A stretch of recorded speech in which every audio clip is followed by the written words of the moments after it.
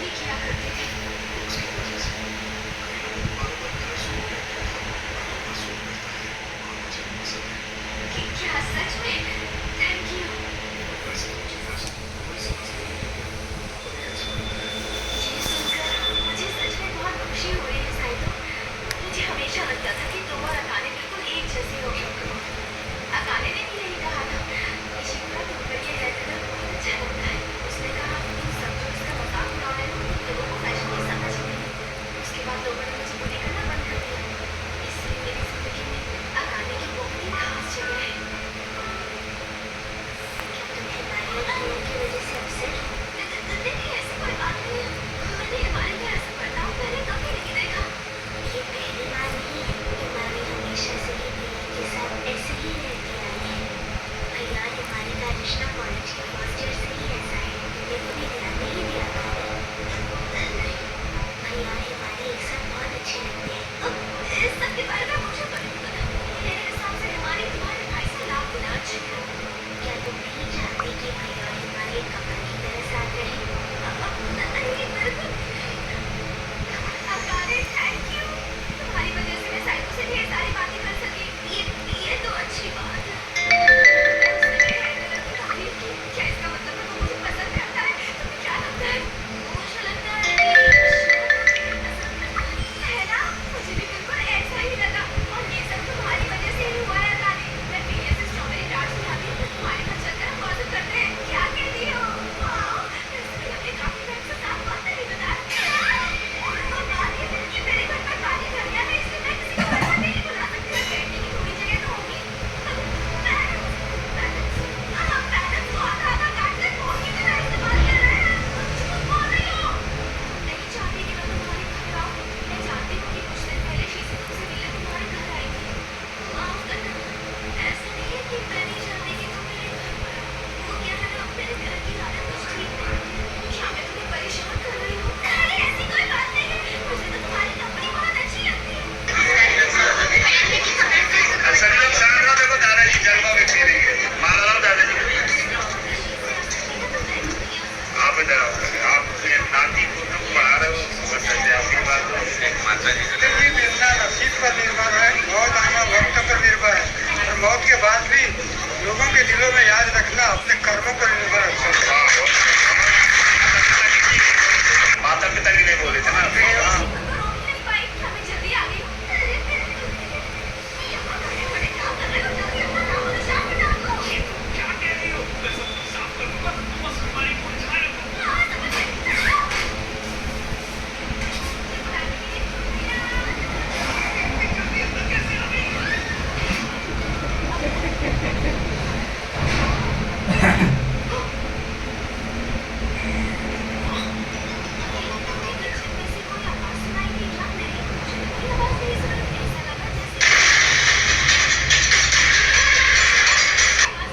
किसी जमाने में एक बड़े मशहूर कलाकार हुआ करते थे, नाम था राजकुमार।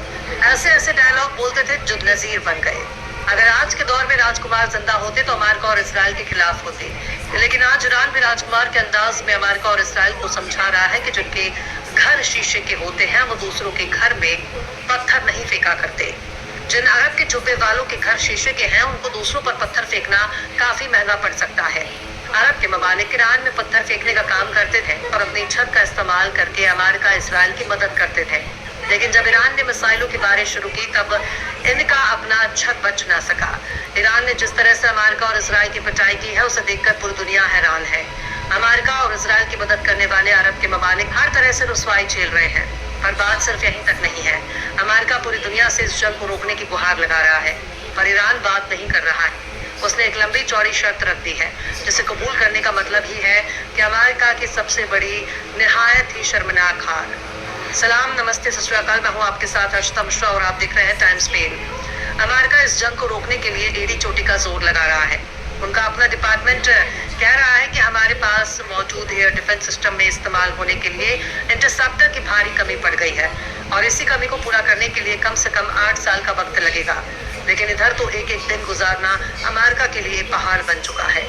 अगर 8 दिन और ये जंग चल गई तो डोनाल्ड ट्रंप अपनी लुंगी उतार कर नाचने लगेगा। ईरान अपनी शर्तें रख रहा है और सीधे सीधे समझा रहा है कि जानी ये जंग तुमने शुरू किया है, हमने नहीं। जंग का खात्मा हम तय करेंगे। हम तय करेंगे कि वक्त क्या होगा, हम तय करेंगे कि जमीन कौन सी होगी, और हम तय करेंगे कि जंग रोकने का पैमाना क्या होगा। ईरान समझा रहा है कि तुमने हम पर गोली चला दी, हम तुम्हें मुंहतोड़ जवाब दे रहे हैं, लेकिन तुम भाग रहे हो। ईरान कह रहा है कि अब हम तय करेंगे कि जंग कब खत्म करना है, क्योंकि गोली भी हमारी होगी, बंदूक भी हमारा होगा, जमीन भी हमारी होगी, आसमान भी हमारा होगा, और तुम्हें घुटने पर लाने के लिए, तुम्हें नेस्तु नाबूद करने के लिए, तुम्हारी इज्जत नोच कर फेंकने के लिए, तुमसे माफी मंगवाने के लिए जगह भी हमारी होगी, वक्त भी हमारा होगा, और फैसला भी हमारा ही होगा। कुल मिलाकर अमेरिका एक ऐसे मोड़ पर पहुंच चुका है जहां से वो निकल कर बाहर नहीं आ सकता। नेतन्याहू ने ट्रंप को छोटी गंगा बोलकर दलदल में धकेल दिया है, जहां सिर्फ आग ही आग नजर आ रही है। नीचे गए तो भी मौत, अगर निकलने की कोशिश करेंगे तो भी डूब जाएंगे, अगर हाथ पैर चलाया तो भी मौत पक्की है।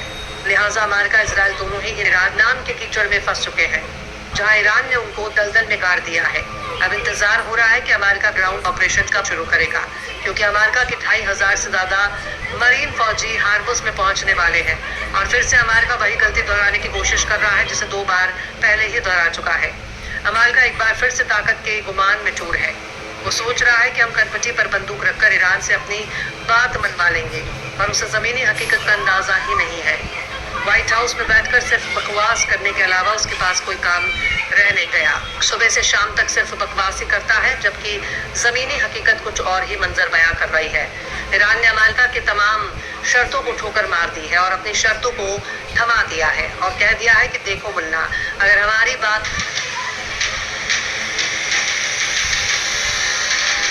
ईरान जंग की वजह से पेट्रोल डीजल को लेकर मची अफरा तफरी के बीच खबर आई है कि रूस 4 महीनों के लिए किसी भी देश को पेट्रोल नहीं बेचेगा। रूस ने 1 अप्रैल से 31 जुलाई तक पेट्रोल निर्यात पर रोक लगाने का फैसला किया है। रूस के उप प्रधानमंत्री अलेक्जेंडर नोवाक ने ऊर्जा मंत्रालय से इस प्रस्ताव को तैयार करने के लिए बोल भी दिया है। रूस के इस ऐलान ने पूरी दुनिया में हड़कंप मचा दिया है, लेकिन इस स्थिति में भी भारत जीतता दिख रहा है। ये कैसे होगा वो आपको आगे बताएंगे। रूस ने कहा है कि हम ऐसा फैसला इसलिए ले रहे हैं ताकि हमारे देश में सप्लाई बनी रहे और कीमतें भी नियंत्रित रहें। लेकिन जैसे ही रूस ने पेट्रोल बैन का ऐलान किया तो हमेशा की तरह भारत में कांग्रेस पार्टी और 150 रुपए में ट्वीट करने वाले मोदी विरोधी मन ही मन खुश होने लगे कि अब पीएम मोदी भी फंस जाएंगे और भारत भी फंस जाएगा। लेकिन हुआ इसका बिल्कुल उल्टा।